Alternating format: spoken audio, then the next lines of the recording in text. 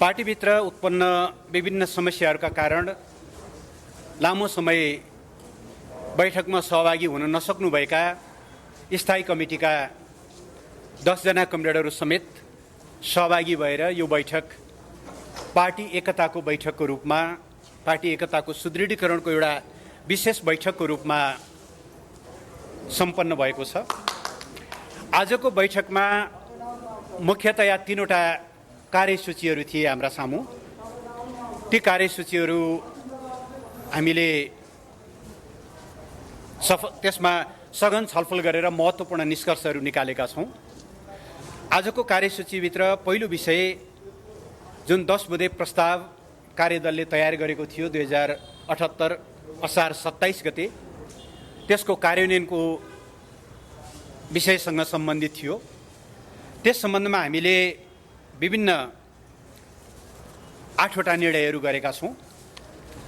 त्यसमध्ये पहिलो निर्णय छ पार्टीको पक्षमा रहेर क्रियाशील हुने केन्द्रीय कमिटी, केन्द्रीय निकाय, प्रदेश समन्वय कमिटी, जिल्ला कमिटी लगायत सबै तहका पार्टी कमिटी र जनसङ्गठनका सबै तहका पदाधिकारी र सदस्यहरूलाई 2075 साल जेठ 2 गते पूर्वको जिम्मेवारीमा क्रियाशील हुन निर्देशन दिने, 10 बुँदे सहमतिलाई सन्दर्भ सामग्री 10 बुँदे प्रस्तावलाई सन्दर्भ सामग्रीका रूपमा मातहत कमिटी तथा पार्टी सदस्यहरू समक्ष प्रेषित गर्ने कार्यान्वयनको पहिलो निर्णय।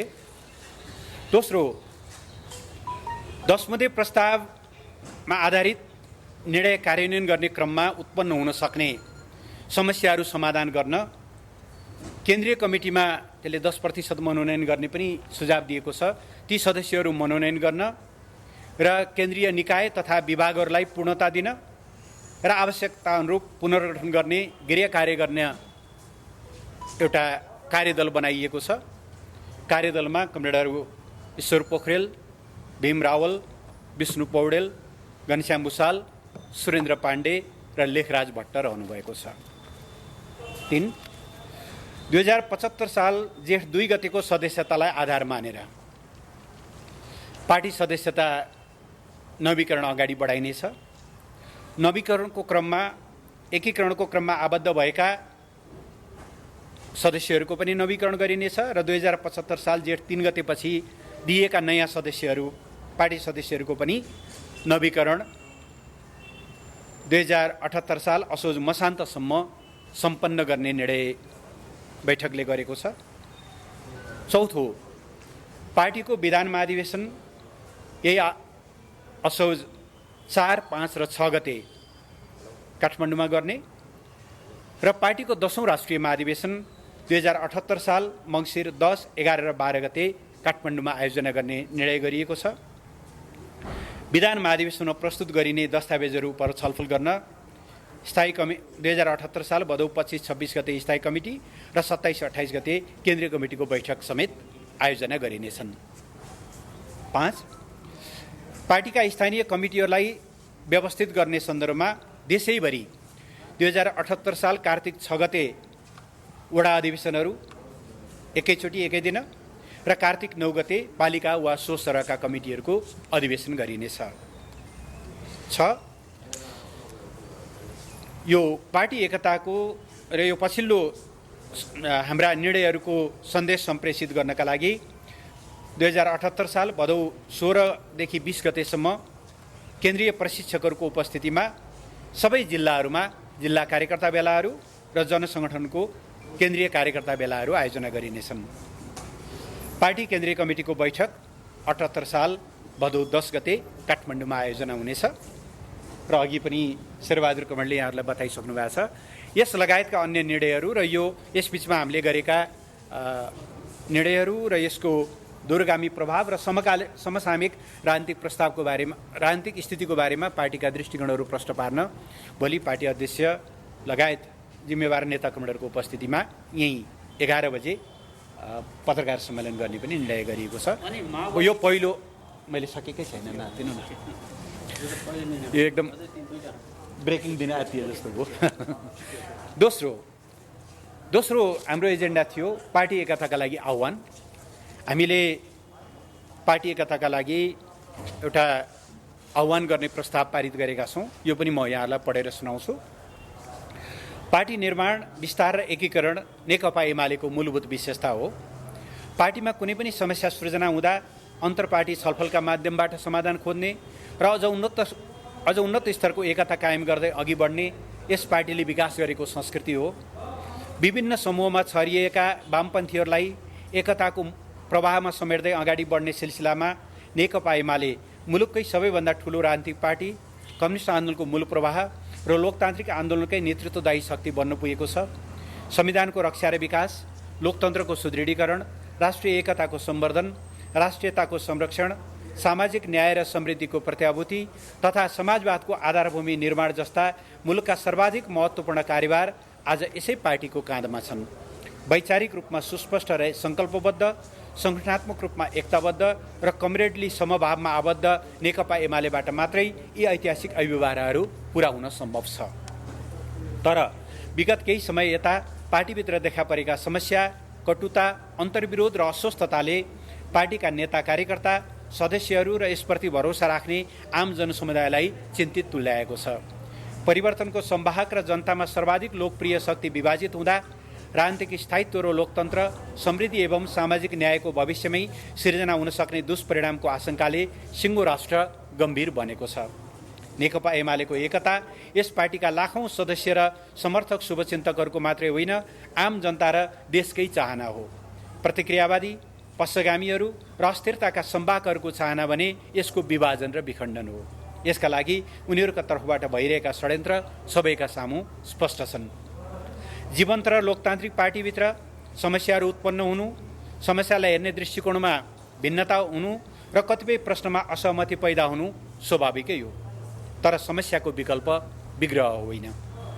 त्यसरी नै भिन्नताको समाधान अन्तर्द्वन्द्व होइन। असहमतिको निष्कर्ष विभाजन त झन् हुँदै होइन।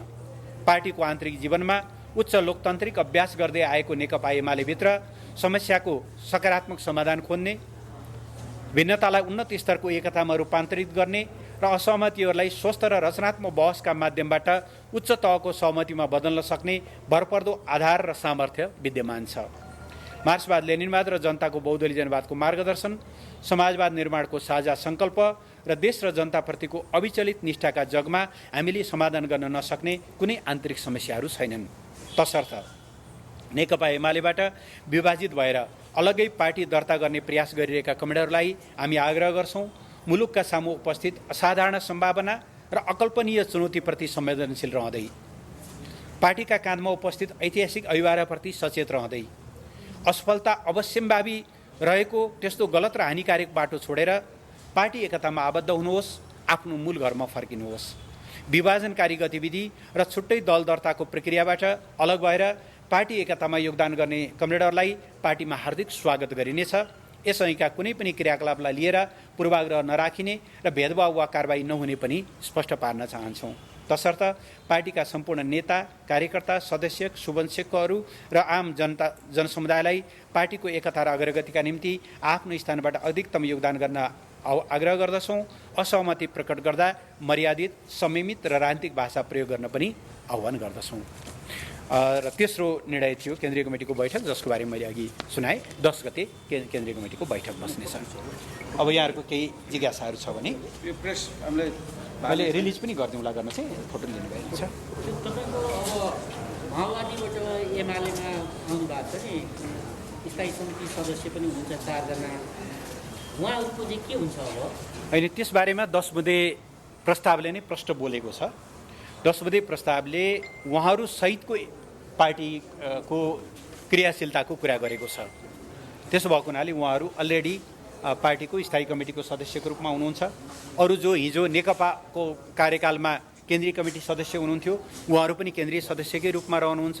र तल पनि जो एकीकरणको क्रममा चाहिँ पार्टीका विभिन्न जिम्मेवारीमा हुनुहुन्छ, सबैलाई नेकपा कालमा जे जिम्मेवारीमा हुनुहुन्थ्यो तत्त जिम्मेवारीमा यथावत राख्ने प्रस्ताव चाहिँ 10 बुँदे प्रस्तावले त्यो कार्यदलले नै अलरेडी गरिसकेको अवस्था छ। होइन, कार्यदलले त्यही भनिसकेको छ, मैले यहाँलाई बताएँ। हजुर, जस्तो कि तपाईहरूले यो सबै घटनाक्रम र परिदृश्य हेर्दाखेरि चाहिँ जसरी पनि माधव कुमार नेपाललाई एमालेबाट बाहिराउनु थियो, त्यसकारण उहाँ बाहिरिसकेपछि नयाँ दल दर्ता गरिसकेपछि चाहिँ अहिले जेठ 2 को नाममा नाटक र नौटङ्की रच्नुहोसम्मका टिका टिप्पणी भइरहेको छ नि भाइ। होइन, यस्ता बजारमा आउने सबै टिप्पणीहरूको पछाडि लाग्ने हो भनेदेखि त अब साध्यै हुँदैन। 10 बुँदे प्रस्ताव भएको त असार 27 गते हो। असार 27 गते त्यो प्रस्ताव हामीले तयार गऱ्यौँ। असार 28 गते परमादेश आयो। साउन 3 गते त्यो प्रस्ताव आइसकेपछि उहाँहरूले गएर शेरबहादुर देउवालाई भोट हाल्नुभयो। फेरि पनि हामी यो 10 बुँदेलाई कार्यान्वयन गरेर अगाडि बढिरहेका छौँ। त्यस भएर उहाँहरूको त्यो टिप्पणीभित्र उहाँहरूको विभाजनकारी मनस्थिति मात्रै झल्किन्छ। जे गरेर पनि विभाजन चाहिएको थियो उहाँहरूलाई। त्यसो भएको हुनाले हाम्रा हर प्रयासका बावजुद उहाँहरू विभाजनको बाटोमा हिँड्नुभयो। के तत्त्वले, के प्रवृत्तिले, कुन कुराले उहाँहरूलाई उत्प्रेरित गर्यो त्यो त समयक्रममा खुल्दै जाला। किनभने विभाजनको कुनै पनि प्रयास नेपालमा सम्भव भएको छैन, सफल भएको छैन। नेकपा एमालेको हकमा, नेपाली काङ्ग्रेसको हकमा, नेकपा माओवादीको हकमा विभाजनका सारा प्रयासहरू असफलतामा गएर टुङ्गिएका छन्। त्यो पनि असफल हुनु अनिवार्य छ। तर आज उहाँहरू त्यो कुरा पुनर्विचार गर्ने मुडमा हुनुहुन्न।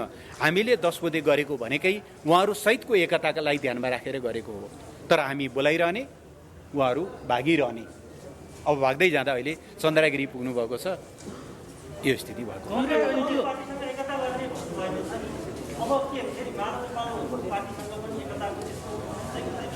अहिले तत्काल त्यो सम्भावना छैन। तपाईँहरूले पार्टी विभाजन भएर जानेहरूलाई फर्किन आग्रह गर्नुभएको छ नि, यो चाहिँ माधव नेपाल सहितलाई नै आग्रह हो कि? होइन, उहाँले पनि दल दर्ताको प्रक्रियालाई त्यो कागज नलगाउँ है त एकैछिन है। दल दर्ताको प्रक्रिया रोकेर आउनुभयो भनेदेखि सबै हामीले कसैलाई बारबन्देज गरेका छैनौँ। दल दर्ताको प्रक्रिया बदर गरेर उहाँहरू एकतामा आउनुभयो भने सबैलाई स्वागत छ। 18 जना त्यो संसदलाई निष्कासन गर्ने बारे तपाईँ पछिल्लो निर्णय तपाईँले पढ्नुभयो होला, मैले पढेर सुनाएँ। यो विभाजनका सबै गतिविधि परित्याग गरेर आउनेहरूलाई यस अगाडिका विषयलाई लिएर कुनै मतलब कारवाही गरिने छैन, कुनै भेदभाव राखिने छैन भनेर प्रश्न पारिएको अवस्था छ। सभामुखको भूमिका खेल्नु भएन। किन मुलुकमा 2टा कानुन छ हो, टोपबहादुर रायमाझी, रामबहादुर थापा, लेखराज भट्ट, गौरीशङ्कर चौधरी, प्रभु शाहहरूलाई सम्बन्धित पार्टीले कारवाही गरेको सूचना जानकारी दिँदा पत्र बुझाएपछि तत्काल कारवाही हुने। तर नेकपा एमालेको तर्फबाट औपचारिक निर्णय गरेर पठाउँदाखेरि कारवाही नहुने। के देशमा 2टा कानुन हो कि सभामुखले भन्नु पर्यो देशमा 2टा कानुन छ? नेकपा एमालेको निम्ति एउटा छुट्टै कानुन छ, बाँकी पार्टी अहिलेको परमादेशबाट बनेको यो गठबन्धनका लागि छुट्टै कानुन छ, छुट्टै संविधान छ भन्नु पर्यो कि उहाँले भन्नु पर्यो म सभामुख होइन, हिजोको युद्धकालीन माओवादी नेता हुँ, म माओवादीको कार्यकर्ता हुँ भनेर भन्नु पर्यो। उहाँले जे गर्नुभएको छ, संविधानको बर्खिलाफ गर्नुभएको छ, संसदीय अभ्यासको बर्खिलाफ गर्नुभएको छ, एउटा पार्टीलाई लक्षित गरेर पूर्वाग्रहपूर्ण र कानुनले नचिन्ने नमान्ने खालका क्रियाकलापहरू गर्नुभएको छ। हुन त कस्तो छ भने यहाँहरूले सुन्नै सक्नु भएको छ, अहिले साथीहरू त्यो अस्ति दल विभाजन गर्न ल्याइएको अध्यादेशलाई अब यता आगो त सल्काइहालियो, तर त्यो हनुमानको पुच्छरमा लगाएको आगोले लङ्का आफ्नो पनि लङ्का डढाउला भनेर छिटो छिटो त्यसलाई निष्प्रभावी गर्न लागिरहनु भएको छ। लज्जाको योभन्दा नाङ्गो र उदाङ्गो स्वरूप अरू केही हुँदैन। उहाँहरूलाई त्यो अध्यादेशप्रति विश्वास थिएन भने ल्याएको किन? विश्वास छ भने यदि हतारो त्यसलाई निष्क्रिय बनाउनु पर्ने किन? अर्थात् जे जति काम क्रियाकलाप भएका छन्, अदालतको परमादेश होस्, यो सरकारले ल्याएको आदेश होस् या सभामुखले गरेका क्रियाकलापहरू, यी सबै नेकपा एमालेका विरुद्ध लक्षित छन्। नेकपा एमाले त्यसलाई सामना गर्छ। यी सबै खालका चुनौतीहरूलाई सामना गर्दै आएको पार्टी हो, सामना गर्दै जान्छ। तर नेकपा एमालेलाई प्रहार गर्ने नाउँमा उहाँहरूले लोकतन्त्रका आधारभूत संरचनामाथि जुन प्रहार गर्दै हुनुहुन्छ, हाम्रो चिन्ता त्यहाँनिर छ। यसले लोकतन्त्रलाई दूरगामी एउटा चाहिँ नकारात्मक परिणाम सृजना गर्छ लोकतन्त्रमाथि भन्ने हाम्रो चिन्ता हो। सभामुखजीको त्यो अदालत जानुहुन्छ कि जानुहुन्न? सञ्जीवजी हजुर जस्तो पटक संसद विघटनको कुरालाई लिएर आज मात्रै आउनुभएका 10 जना स्थायी कमिटी सदस्यले त्यसलाई प्रतिगमन गर्नुभएको छ। तपाईँहरूले त्यसलाई समयको आवश्यकता भन्नुभएको छ र परमादेशलाई घोषणा गरेर लागू भाषामा त्यसलाई प्रतिगमन गर्नुभएको छ। यहाँनिर तपाईँहरूको चाहिँ अब के समान धारणा बनेको? इतिहासका कतिपय विषयहरूको बारेमा हामी समयक्रममा समीक्षा गर्छौँ। अहिले हामीलाई समीक्षाभन्दा भविष्यतिर हाम्रो दृष्टि, अतीततिर भन्दा हाम्रो दृष्टि भविष्यतिर छ। इतिहासमा घटित घटनाहरूको बारेमा जहिले मूल्याङ्कन गरे पनि हुन्छ, किनभने ती घटनाहरू फर्किने होइनन्। समयक्रममा त्यसलाई हामीले मूल्याङ्कन गरौँला। आज हाम्रो चिन्ता परमादेश मार्फत मुलुकलाई जुन दिशातिर धकेल्न खोजिएको छ, तपाईँहरूले देखिहाल्नुभयो। म 3टा मात्रै उदाहरण दिन्छु। यो सरकारको पहिलो निर्णय संविधानले आवासको हक हुनेछ र दलितहरूलाई जमिनको हक हुनेछ भनेर गरेको मौलिक अधिकारको जुन प्रत्याभूति छ त्यसलाई कार्यान्वयन गर्न बनाइएको भूमि आयोग खारेज गरेर उसले आफ्नो यात्रा सुरु गर्यो। सरकार कसको निम्ति हो, कुन वर्गको निम्ति हो र कुन वर्गको खिलाफमा हो भन्ने कुरा त्यसैबाट देखिन्छ। दोस्रो, लोकतन्त्रको आधारभूत संरचनालाई भत्काउनको लागि उनले 20% सदस्य, संसद सदस्य या 20% केन्द्रीय सदस्य भए पार्टी विभाजन गर्न पाउने अत्यन्त विकृत अभ्यास सुरु गर्यो। लोकतन्त्रमाथिको प्रहार। राष्ट्रियताको सवालमा जयसिंह धामी बितेको आज साउन 15 देखि हिसाब गर्ने हो भने मलाई लाग्छ झन्डै 25-26 दिन भयो। सरकार बोल्दैन कि मुखमा बुझो लगाएर बसेको छ थाहा छैन। एउटा छानबिन समिति बनेको थियो, त्यो धनगढीतिरै अल्मलिएको छ कि दार्चुला अल्मलिएको छ हामीलाई त्यो पनि थाहा छैन। एकजना निर्दोष नागरिकको ज्यान गएको छ, ज्यान कसरी गयो भन्ने कुरा छर्लङ्ग छ, सरकार बोल्दैन। सरकारको बाटो के हो भन्ने बारेमा यी 3टा प्रतिनिधि दृष्टान्त काफी छन्।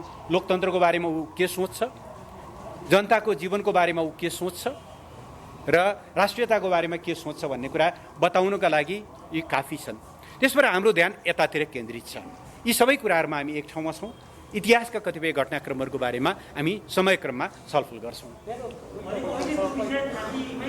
मैले जवाब दिइसकेँ। हजुर, पहिलो 10 बुँदे अन्तर्गतकै 10 बुँदेको 2 नम्बरमा स्पष्ट जेठ 2 र जेठ 2 पछि पनि नेकपा काल अघि नेकपा एमाले गरेका निर्णयहरू, विशेष गरी केन्द्रीय कमिटी स्थायी कमिटीको थियो, त्यसलाई मात्रै सम्बोधन गर्ने भनेर स्पष्ट लेखिएको छ। पहिले तपाईँहरूले जिम्मेवारी फर्काउँदाखेरि नेकपा कालमा जो जाँच थियो तत्काल कमिटीमा रहने भनेर त्यसमा सहमति भएको भनेको जेठ 2 फर्केको हो कि होइन, यसलाई त्यसै मान्नु होइन। पदको होइन, पदाधिकारीको हिसाबले जो जहाँ हुनुहुन्थ्यो, जस्तो उपाध्यक्षहरू उपाध्यक्षकै रूपमा, महासचिवको रूपमा, उपमहासचिवको रूपमा, सचिवहरू सचिवको रूपमा, जिल्लाका कुनै पार्टी अध्यक्ष कमान्डरहरू हुनुहुन्छ भने पार्टीमा क्रियाशील हुने शर्तमा, अब पार्टी नै छोडेर हिँड्नु भएको छ भने त त्यहाँ लागू हुने कुरा भएन। पार्टीमा क्रियाशील हुने अर्थमा उहाँहरू जिल्ला अध्यक्षको रूपमा उहाँहरू क्रियाशील हुनुहुन्छ। त्यस कारणले त्यो प्रश्न नै छ। तर 10 बुँदेमै पनि हामीले थप 2टा कुरा भनेका छौँ। एक, जेठ 2 भनेको पार्टीको केन्द्रीय कमिटीलाई 241 सदस्यीय बनाउने जेठ 3 को निर्णय पनि त्यसभित्र अन्डरस्टुड छ। र दोस्रो, पार्टी नेकपा एमाले र नेकपा माओवादी केन्द्र अलग अलग हुने फागुन 23 को निर्णय अदालतको फैसला पछि पनि जो नेकपा एमालेमै रहिरहनु भएको छ उहाँ कमान्डरको जिम्मेवारी पनि यथावत रहने यो 10 बुँदेले नै प्रश्न पारेको हुनाले त्यसमा कुनै दुविधा छैन।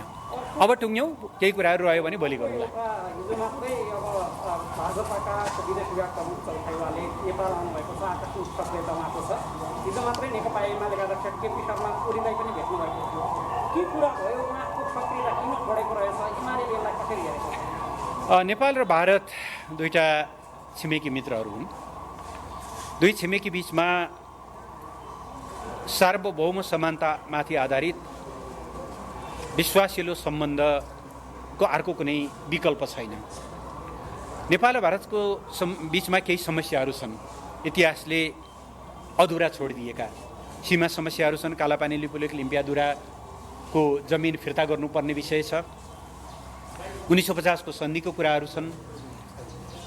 इपिजीको रिपोर्ट नबुझिएको कुराहरू छ। डरलाग्दो व्यापार असन्तुलनका कुराहरू छन्। यी सबै विषयहरूलाई वार्ताबाट, संवादबाट समाधान गर्दै अगाडि बढ्नुपर्छ र यी समस्याहरू समाधान गर्दै एउटा विश्वासिलो सम्बन्ध नेपाल भारतको हुनुपर्छ भन्ने नेकपा एमालेको मान्यता हो। यही मान्यता यिनै दृष्टिकोणहरू अध्यक्षले उहाँसँगको भेटघाटमा राख्नुभएको छ।